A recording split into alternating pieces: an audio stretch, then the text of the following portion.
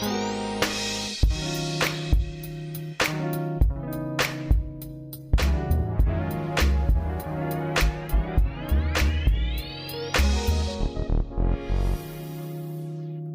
everyone. Welcome to Scouting for Growth. Today, I'm meeting with Henrique Volpi, one of the co-founders and the CEO of Kakau. Kakau is one of the very first InsurTechs in Latin America. It is also not only an InsurTech, but a tech platform that improves insurance operations and deals with complex financial services. It also delivers a fully digital experience through the use of machine learning and robotic process automation. Henrique is actually one of the co-authors of the InsurTech book, which I co-edited with some of my colleagues in the marketplace. He is also the co-founder and board member of the InsurTech Association of Brazil. During this podcast, we will discuss InsurTech in Latam and Brazil, selling insurance via the phone, Brazil's regulator approving subscription transaction models, NFT policies, the future of tech-led business models. So let's dive into today's discussion.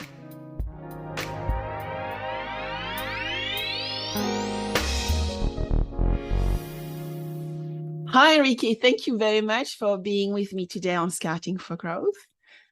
Hello, Sabine. It's my pleasure to be here. Nice to meet you again, although virtually, but meeting you again, it's always a good thing. I look forward to seeing you soon, I hope. Yes. So you are in São Paulo, Brazil. So tell me how things are in Brazil at the moment. So things are getting back to normal, Sabine. A lot of traffic jams in São Paulo because, during the pandemic and right after the pandemic, we didn't have traffic, we didn't have a lot of people going around. So it looks like now that things are going back to normal. We see that the office buildings are busy, taxis and Ubers going around, traffic as it used to be, restaurants are packed. So it's good to see that, finally life is going back to the way it used to be. That's superb to hear. And actually, Henrique, you are in InsurTech, and it will be great to explore some of the points I made into my introduction, because you are a co-founder and CEO of Kakau. And so it would be great to hear who is Kakau, but also you actually many years back set up as a founder, and at the time you were president of the InsurTech Association of Brazil. So tell us a little bit more about your two activity. Yes. Sabine, during the time that we launched the InsurTech book together, you as an author, I'm editor, and me as a co-author, we went back to Brazil and wanted to prove a few theses. So back in the days, almost 6 years now, people would question in Brazil if it was possible to sell insurance via the digital space. Back in the days, it was only done by the phone. You could actually originate business via digital, via Google AdWords, and so on. But having a fully digital experience, it wasn't the case back then. So, we kind of did a contrarian thing and went to do that because, we knew that around the world that was a real trend. So the first thing we did, we went to a very large legal firm in Brazil called Pinheiro Neto and asked for their help because, it is a regulated space, right? My background is in tech. My co-founder, Marcelo Torres, had a background in insurance, and we understood the importance of, having a legal team. And we designed one of the first digital MGAs in Brazil. So we would do everything around the digital space that the insurance carriers at the time weren't doing, but we would, of course, write in their balance sheets because we didn't have at the time we didn't have a license. And at the same time, because of that, we went to the local regulator that it's called SUSEP in Rio. They're based in beautiful Rio de Janeiro. And we went there as almost like a suicidal mission, because it was yes or no. We wanted to do a subscription business, insurance subscription business. At the time, it wasn't normal to do that. And to our surprise, the regulator was very pro-business, very pro-innovation, and they said, you can do it as long as the carrier approves. There is no problem to have a insurance on a subscription model. And so we launched Kakau. Our first product was renters and home insurance, was a direct-to-consumer business. And yes, even though it was very hard, as you know, because there's a lot of work around that, we did prove that you could sell policies in the digital space. Later on, we add some new products, such as smartphone insurance. We can talk about more later, because it's really a Brazilian phenomenon. Just yesterday, Nubank, one of the largest fintechs in the world, said they have 700,000 policies around life insurance and smartphone insurance. So it's something in Brazil that it's going very fast. And then the last product was micro mobility. So we are insuring electrical bikes, bicycles, triathlon, speed, and all that. So it has been an interesting journey. And just this year, we launched our tech company, Kakau Tech, that it's going to help other insurance carriers and InsurTechs, other financial services companies to, go and do their digital transformation. We have our own RPA solution. We have the modules that we have wrote or coded during the Kakau days. And we did get our license this year as well as a carrier. That's incredible. And so you have talked about so many things, right? You have two parts of Kakau, right? You have the insurance part and the platform part that you're positioning, I guess, as a service to enable others to take advantage of the revolution happening in insurance. But also, you also have been supporting the InsurTech market in Brazil through the association. Tell us a little bit more about that. So the association was a very organic and funny thing, Sabine, because we were, since the beginning, since the get-go, we were talking to the regulator. So different from other startups that were afraid to go to Rio and speak. We are just, shooting straight and talking to them and say, hey, we want to do this. Is that okay? Is that legal? Can we move forward? And we were talking so frequently with them that they asked us, and they said, look, we cannot have this kind of activity. We cannot talk to you that much. You need an entity, to manage that. So fair enough. We went back to our legal partner, and we set up the first association, the Brazilian InsurTech Association. We started with 4 or 5 companies. I was elected the first president and stayed as a president for the first 2.5 years. But now we have more than 20 members. I am a member of the board. It is a more mature InsurTech market in Brazil. We help the regulator get close to the FCA in the UK. We help the regulator run the first model of the sandbox. And we are able to propose a lot of things, which is very, very nice. Just to give you an example, during the design of the first sandbox, they wanted to do a mono product operation. So you would only be allowed to run a sandbox with only one product, and you couldn't change. So we had to explain to them all the concept of pivoting in startup land, right? So, if that product doesn't work, the carrier, the baby carrier is going to fail, you're going to fail, the program is going to fail. So you have to give us some kind of leverage. We have to change. At the very least, we have to, write 2 or 3 products and try that out. And they were very, very happy to do that. And so since the first sandbox, you were allowed to have more than one product. You were allowed to change during the term of the license. So it's been very interesting. Also, another contribution that we have done around the first insurance and linked securities in Brazil as well. So we are, part of the conversation, which is very nice. We are also increasing the capability of a carrier to have reinsurance. Used to be 50% of premiums. Now we are increasing to more than that. So, and of course, it's not the merit of the association alone. It's also the other carriers, the other reinsurers. So, but we are working as a team. It has been a fantastic surprise, because the people from the industry, they used to come to me and say, hey, the regulator is not very innovative. It's going to take some time. They usually very strict. But to be honest, it is a good surprise. They're doing very, very well. It's great to hear. And, I was just quickly checking my database, and I count around between 80 to 90, InsurTechs in Brazil. What is the true number? Because I was looking as well at investment, and I can see probably the market is raising probably 70 million a year, around, 60 to 70 million a year. And quite a few startups, right? 18 and 90. And I assume, a lot of the innovation has been around distribution and enabling the customer, right? The consumer to get access to retail insurance products. Yes. Actually, just last week, we had this InsurTech, Latam InsurTech forum.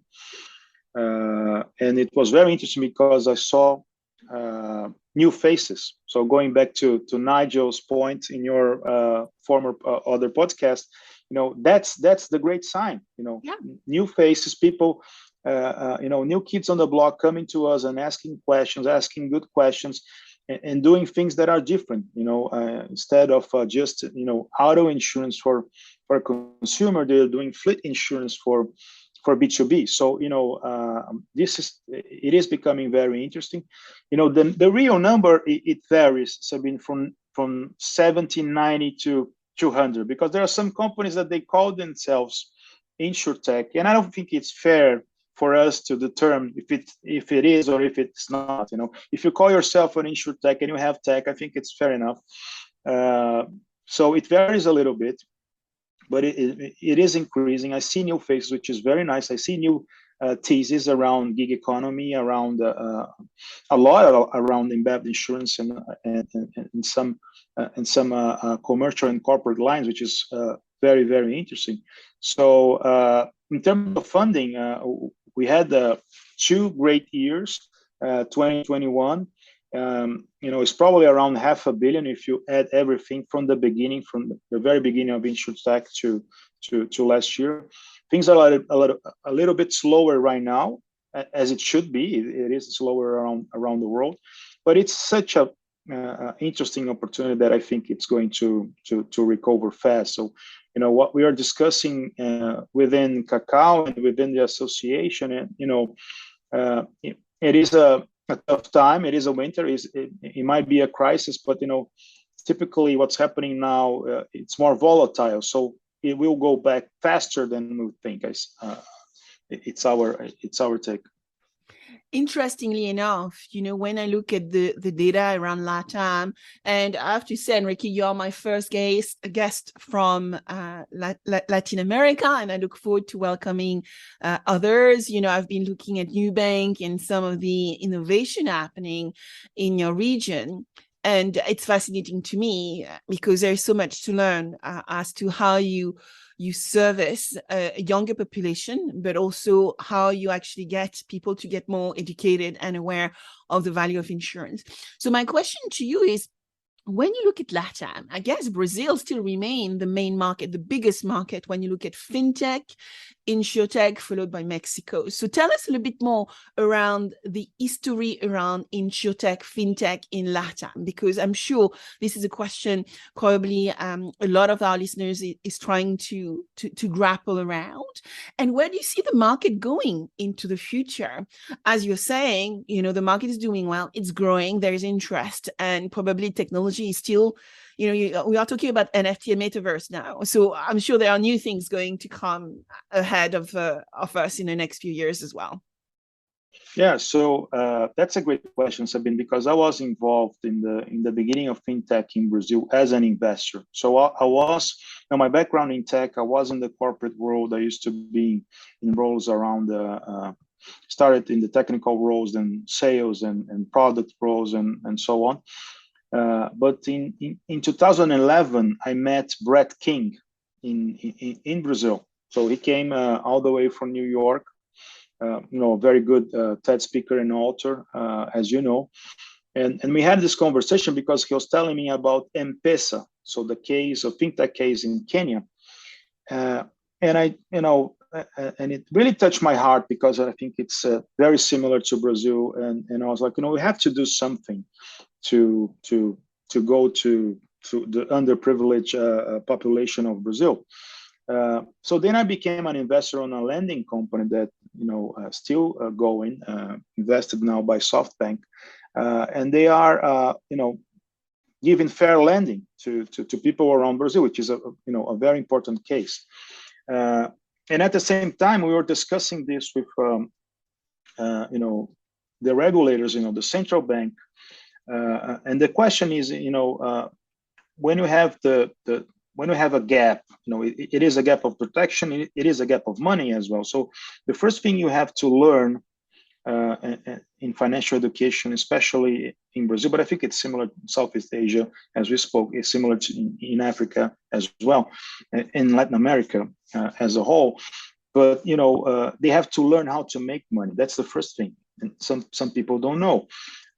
They have to learn how to lend money. They have to learn how to manage that, and hopefully they will learn how to save a little bit later, and then only later they will think about insurance. So insurance it's really if you think about it, typically you start as Nubank, as Neon, as the lending companies. You start with lending and credit card, and then you go up the value chain to hopefully investments, and then insurance. So insurance and InsurTech, if you think about it, we were probably five to 6 years late compared to fintech in Brazil.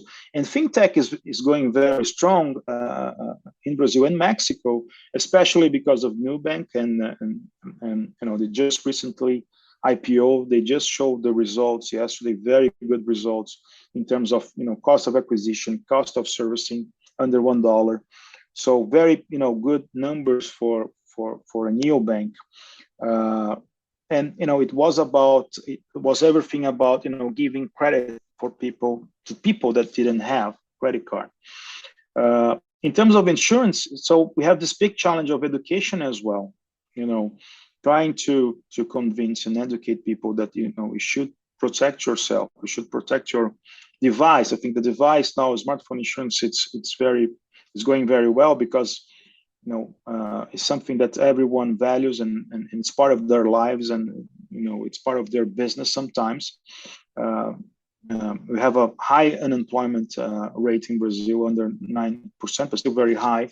So a lot of people are independent contractors, and smartphone it's a way they do business.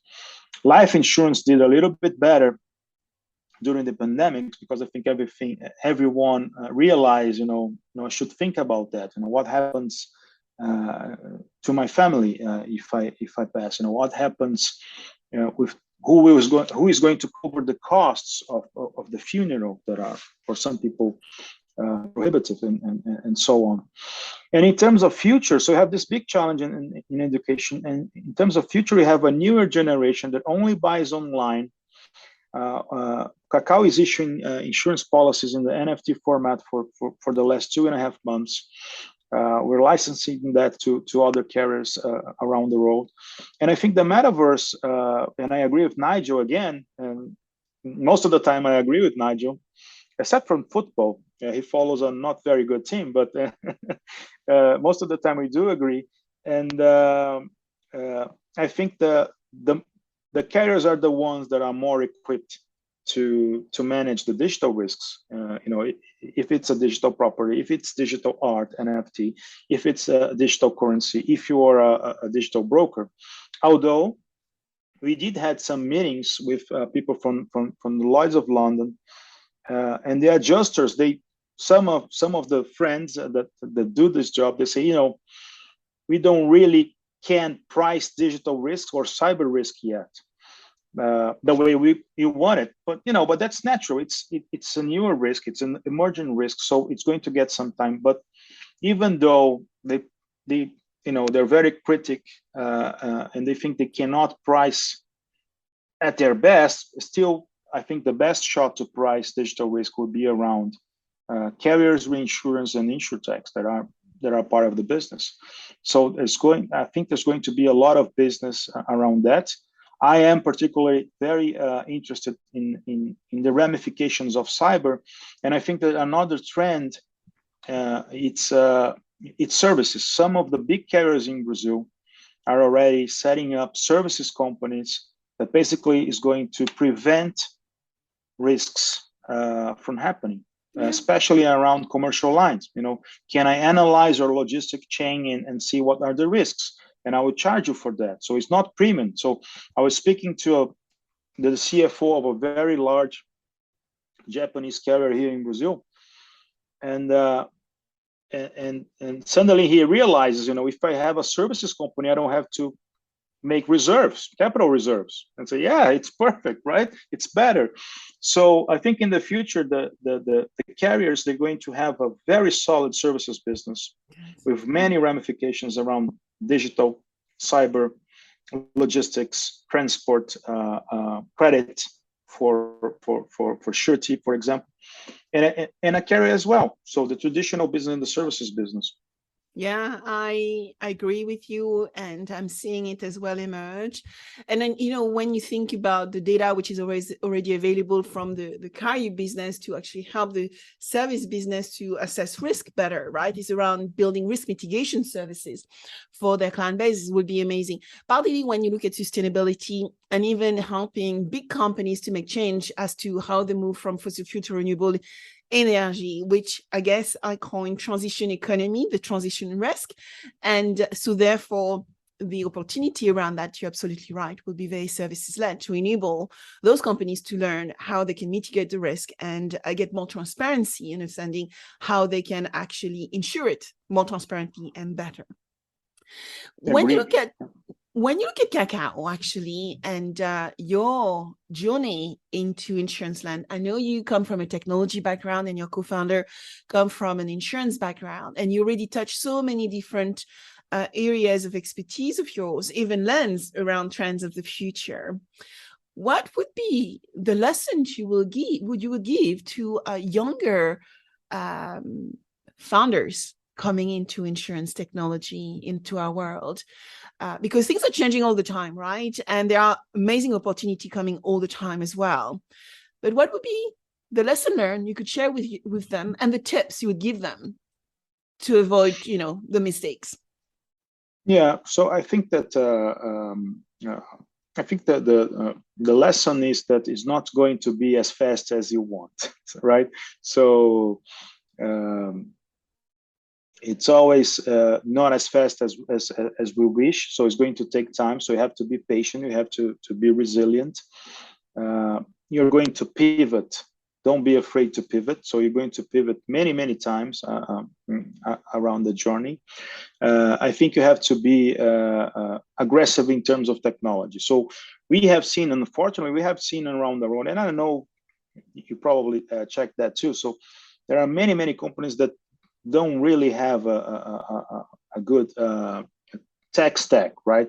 So they're just, it's just a little bit of cream on the top. So it's just a front end. So what I think it's interesting, and I see the new faces now, I'm very excited about, is that, go to the deep tech, right? Go to the things that are going to change the industry as a whole, and somehow it's what we're trying to do in Kakau Tech. So we have an underwriting engine, so let's license that, because as you do license, you have different perspectives around the world from different customers and users, and we will improve. So a key part also is data. You have to especially you should have a data science from the before you have the data, before you acquire the data. You have at the very least a data science strategy for your setup. and another one is, go for it. The world need people that have the courage to be an entrepreneur. So I have a big admiration for everyone, every single one, from competitors to non-competitors all around the world. And I also cheer for them. I'm big fan of Laka, for example, from Toby. So we help each other around the world. So I think it's something that you should pursue. It's going to take longer. You have to be patient. It's going to be tough. It is a difficult journey, but I think if you have a underlying value, for example, such ourselves, that we want to improve the reduce the insurance gap in Latin America, and now expanding that, we want to help with technology, to reduce the insurance gap around the world. I think it's a mission. It's a value that you will carry, that's going to be dear to your heart, and will help you during the difficult days, because it happens. You have a lot of taxes to pay. You have payroll to meet. Sometimes you have to acquire new business to have more cash. Sometimes you have to let go business not to have a higher risk. So you have to manage all that. So, but it has been a very interesting time. I think it's just the beginning in InsurTech. I agree also with our another friend Florian from France. It's just the beginning. You might, it might be true that there is a tech bubble somehow, but it's just the beginning. It's not going to change. Technology is going to transform the way insurance is done. Well, we have so much new technology. Just in October last year, there was this big push around the metaverse, Web 3.0 and NFTs, which we heard before, but there was a major, I think, shift when Facebook launched Meta and it became all about the metaverse. And now if you see all the articles coming into the press, they're actually overwhelming. But at the same time, it brings curiosity of what that means in our insurance world. And you already mentioned it. And you actually mentioned you're also doing NFTs. And it would be great for you to explain to us how an NFT works, actually, if you can, Henrique, because we talk about digital asset often, but we don't always understand what that means to insure a digital asset. Can you explain this to us, please? Yes. So for people at our age, Sabine, I will tell, it's just a little stamp. It's just a little. It's a digital stamp, as you used to have in letters that don't exist anymore, or used to have in papers, or we had this used to have in Brazil football stamps with the players that you collect that, right? Or same thing in the US, baseball cards. So it's just a baseball card in the digital space that it is connected to a blockchain and to underlying crypto. In our case, we use Polygon because it's very similar to Ethereum, although we're very concerned about the cost at the time. And Polygon, it's a lot cheaper.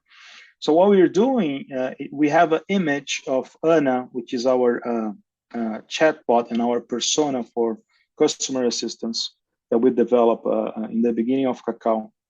And she's using different clothing, different scenarios, different outfits, and we are issuing that and giving to our customers as a token of appreciation. We don't expect to increase in value, and at the same time, we have information that it's recorded in the blockchain. For us, it was really an experiment, Sabine. So we wanted to be part of this metaverse conversation, and we didn't know how. Because it is hard to understand, even for the tech people. There's a lot of ramifications, a lot of opportunities, and at the same time, a lot of challenges and confusion. So we wanted just to test. So I gave this assignment to our tech team, I think 6 months ago, and they built like a MVP, and it was viable. And then 3 months later, we were issuing, but still testing. And I can tell that for the younger generation, it's something very interesting. I had a meeting with the regulator just the other day, and I asked him, in Brazil, if I could use NFT as a policy, if that was okay. And he said, I don't know anything about an NFT. Just a second. So he calls his daughter, and his daughter said, yeah, that's great, and he said, she said it's great. Let me just study a little bit, if there's something against the law, but uh, we had to go ahead, and we're doing so. It is a newer thing, and what we want to do in the future with that NFT policy is that will be a token that will engage the person, and this is a common theme, I think, around insurance. How do I engage? Insurance is low touch. How do I engage with our customers? Sometimes we have a big life insurance company, they have like millions of customers, and they don't engage, right? They do when they pass, right? Someone does, not the customer. So the NFT will be a token to unlock access to shows, to conventions. We can do all sort of things to that, and try to engage the customer. So we're doing a project with a large carrier in Brazil with the brokers. So the brokers will have an NFT. It's kind of a price, and that price will unlock larger discounts and commissions and access to football stadiums and things like that. But it's just the beginning. What we want to do is just try it and see how it goes. What are the ramifications and what people's going to say. And the younger generation are very excited about the crypto community in Brazil. Said a lot of good things about us. But of course, the older generation don't really care. They don't even download, or not download, but access their NFT via their digital wallet. They don't have a crypto wallet anyway. So I think it's more like thinking about the future and testing something new and see what are the opportunities around that. Yeah. So, I mean, you already mentioned a big part of things we need to do in insurance is education, but then you actually reiterated it with this metaphor on NFTs, and you, as a startup, testing, learning, developing new products, but not being in a rush, right? Because at the end of the way, you want something which is regulatory compliant, and at the same time, a customer want. That might be the new generation wanting to ensure their NFT arts or the NFT art on the Instagram or whatever that might be, and keep the value of the asset long term, which means if there is an asset, even though it might be digital, there is an opportunity for policy. And with digital policy, as you highlighted, there is also cybersecurity. So another opportunity to improve our cybersecurity policies. Now, you also highlighted an interesting trend, because you set up Kakau, and I remember when you set up Kakau, it was all about the insurance side of the business. Today, you also have a platform which enables others. And so I would like to link my question with your views around the future of embedded. So we talk about embedded insurance. For some, it's a buzzword, but what I can see is when you think truly about embedded, for me, it's about infrastructure as a service. It's about designing and producing new products and services involving others. So it's about building digital ecosystems as well. It's actually looking at product and services slightly differently, and not being shy that if you don't have everything off the shelf, you can actually get it from somebody else. What's your view of the future of embedded, and how you're embracing it when you look at Latam and Brazil right now, Henrique? Yeah, so I think it's a very interesting opportunity. It's not as big as some people say. I think it's fairly big, but embedded insurance has been around for centuries, right? And somehow, not in the digital sense, but we always had embedded insurance. So insurance always was a very good product in financial services and retail, big retail, to be part of the offer, right? What I think it's now happening, and it's just the beginning in Brazil, and we have done some partnerships around that, and we're helping that. What we're seeing right now is like, okay, so let's do in the digital space. It is easy, it is automatically, and at a fair price, and you actually communicate it. But I think one of the challenges that we had here in Brazil, and probably around the world, around the former embedded insurance prior to the digital space, was sometimes you would buy it and you didn't even know, right? You're just leaving the store, and you get home and you realized you pay X in warranty for your couch, and you didn't realize at the store, and then you just leave it or go back and ask for the refund because you didn't want it. Now, when you do it with digital, you can educate more and have a better conversation around that. And I think it's very valuable for the customers because there's no point of buying insurance if you don't want to buy insurance. You're just doing something that it's in my work in the short term for your quarter, for your numbers in terms of gross written premium, but it's not going to work overall, and especially around the customer satisfaction. Probably the best example of embedded insurance in Latin America, and I'm probably going to say in the world right now, is Nubank, because in less than a year you have 700 policies, and we are part of the project back in the days, in the very beginning, around the smartphone insurance. So they launched first the smartphone insurance, they moved to smartphone insurance and life insurance, both with Chubb Studio. It's really, really great because they communicate very well. So it's not like they're selling something and pretending it's not insurance. So they communicate very well, very well. I am a customer. I'm a customer of the bank. So, I get all the emails and the push notifications and all that. So they communicate very well. It's very fair. If there is a doubt, they always choose pro customer and things like that. So, as you know, right now, a lot of policies, lower churn, not very good results in terms of loss ratio, as far as you know, but that probably is going to be better, after that. So it's not a problem. And in terms of innovation and tech, Sabine, I think it's part of our discussion last year. How can Kakau or how can the market help? And I think the answer is going to be tech, because we were having this conversation last week with a forum, with a panel, and people were asking, is that InsurTech? Is that health tech? Is that life tech? No, it's tech. It's tech. The common theme is tech. So, and that's why we set up a tech entity to try to help and spread the technology around the world. There is value because as you acquire more data, diverse data from different geographies, you are improving the overall experience.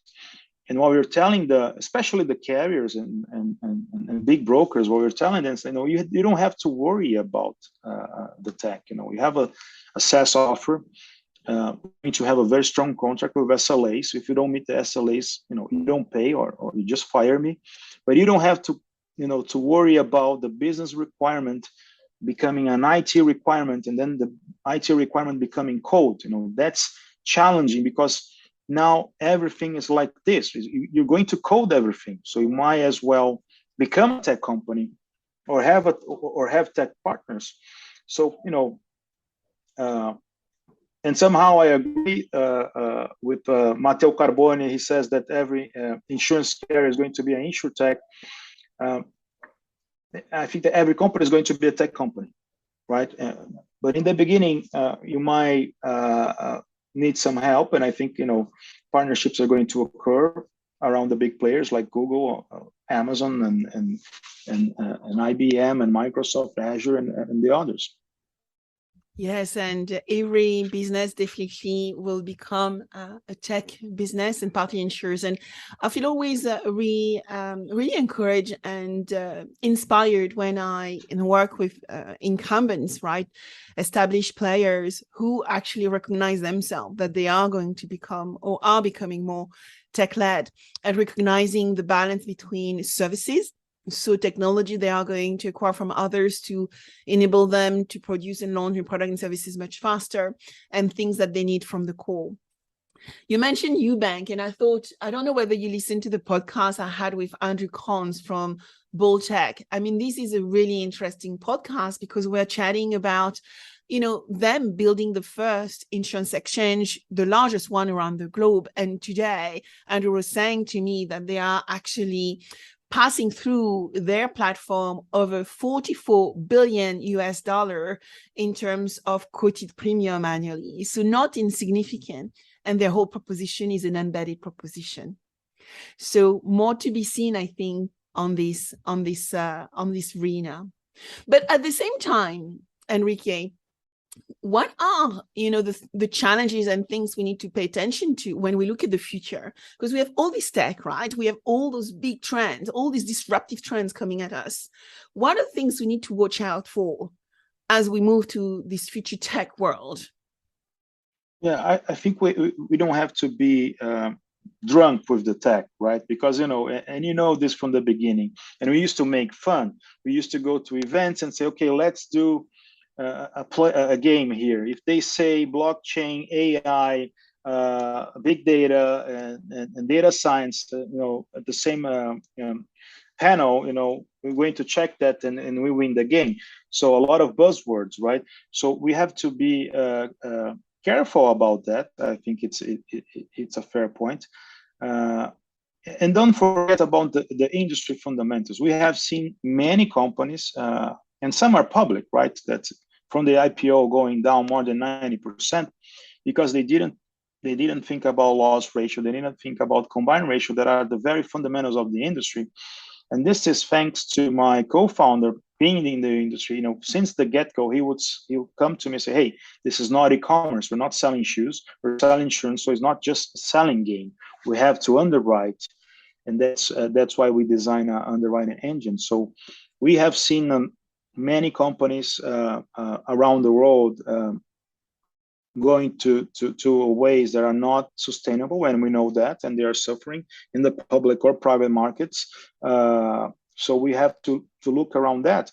And actually, as you do that, if you think about, how can I improve my loss ratio and as an InsurTech, and if you license that, you're creating a greater impact because you're going to big full-time carriers and say, hey, I have an engine. Can you test it and see if it improves your number in that specific line? Or they will come to us and say, okay, you're doing that for a smartphone. Can you do that for commercial lines? Is that a possibility? Can you test that?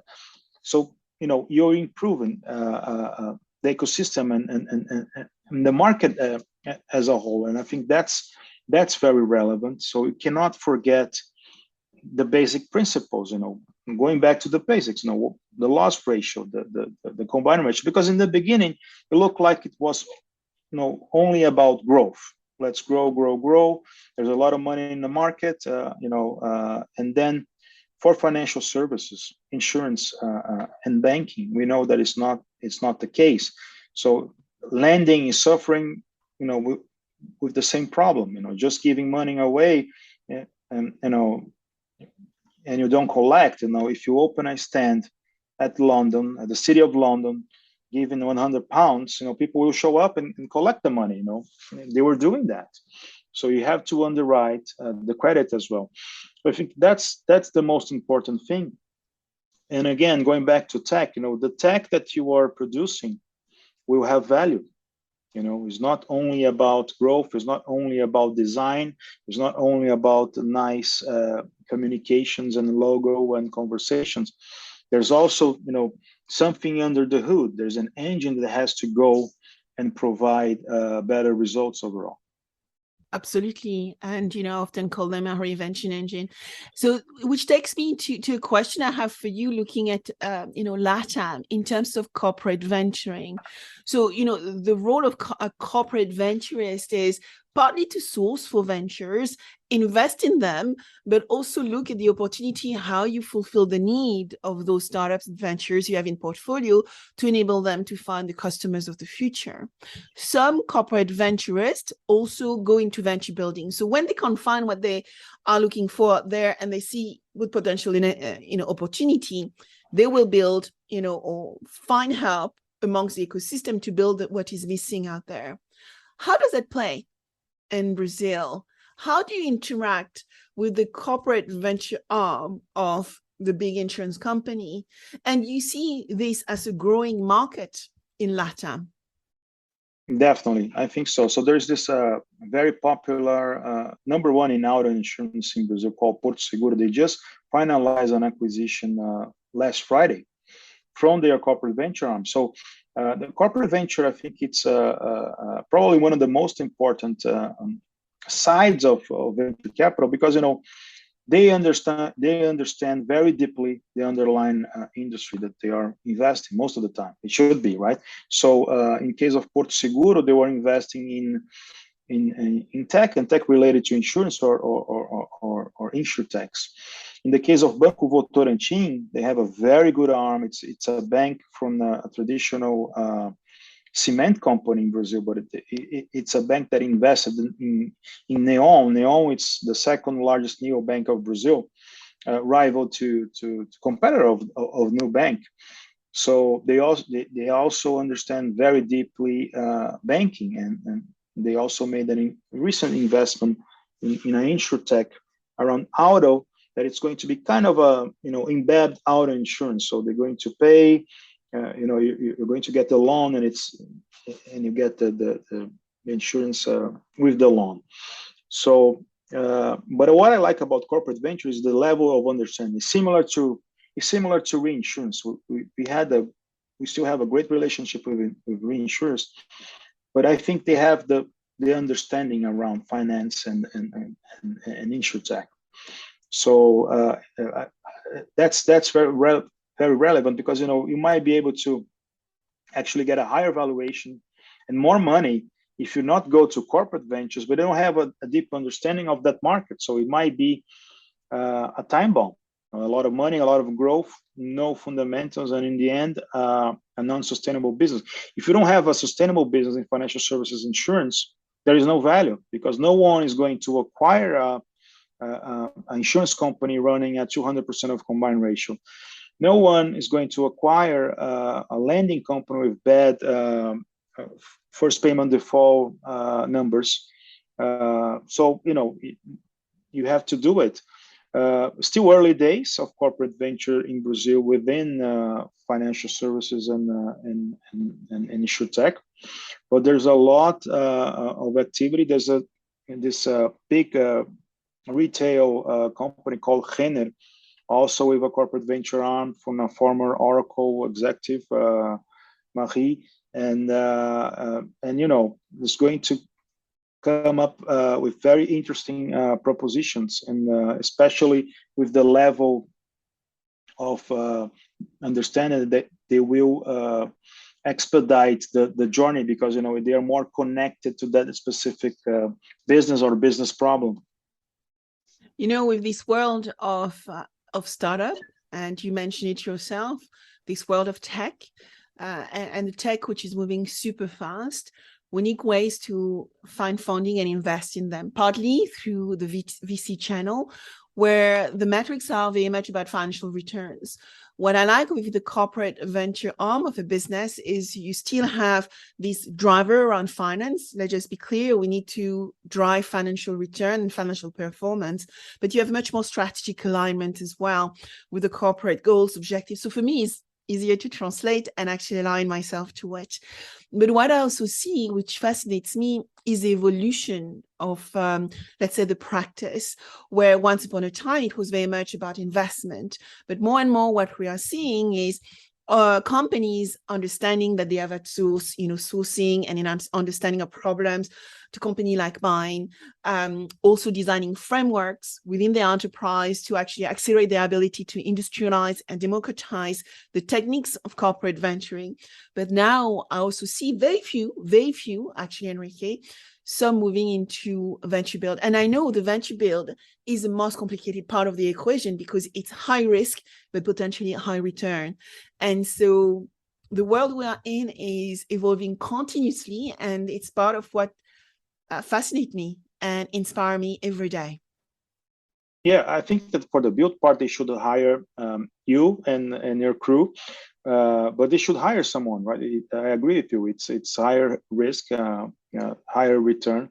But it's it's very interesting, and we had this conversation before, right, Sabine? Back in the days, if you are a big corporate and you want to partner with a startup, is not corporate venture yet, but if you want just to partner, have a partnership, and they are early stage, you might kill the startup, because if you're a big company, it's going to take like a year for you to run the project, prove the thesis, and then they run out of money, right? So you have to act faster. You have to at the very least have a department of a cell taking care of that, and corporate venture makes that goes better, because you're providing partnership, you're providing agreement, you're providing corporate capital, you're solving probably a problem that is related to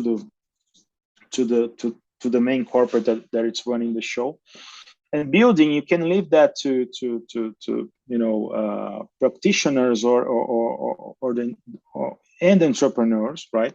But there's a lot of value to be captured, because a big corporate, to do that, sometimes they want to launch like a new innovation or a new product. It's going to take a year. You can do that in weeks with a startup if you engage in a proper way. Yeah. Absolutely. And that is bring that outside in thinking. It's very important today where you do proper corporate venturing is very much understanding the alignment within your internal resources and bringing people from the outside. So what would be your last few words you would like to leave with our audience, Henrique, today? Yeah. So first of all, Sabine, thank you for having me. It's always a good discussion, and hopefully we'll do in person soon with you, with Nigel, Florian, Dr. Chiara. It's always good to meet your team and Toby. I think that it has been professionally, it has been the best challenge and journey for me, so I'm very happy about that, and I think there's a big opportunity for all of us to work. So if you want to know more about Brazil and Latam, please reach out to me on LinkedIn. You can find me. Let's work together. I think there's a lot of value of working together. There is insurance market for everyone. There is insurance market for everyone. Those are wise words. So if people want to reach out to you, they just find Henrique Volpi on LinkedIn, and then they can reach out as well to Kakau, right? I know your website is also on LinkedIn. Yes, and or you can reach me at Twitter as well. Volpi, my last name, IT, at Volpi IT. I'm there. I don't post as much as Nigel, but I do post some. we all post. I don't know whether we all post as much as Nigel, but Nigel is on the pallet chain, so usually we check out his numbers. Yeah, that's probably what it is, right? He's on Peloton and posting all the time. Well, Henrique, thank you so much for your time, and looking forward to seeing you hopefully in the next few weeks and not months. Thank you, Sabine.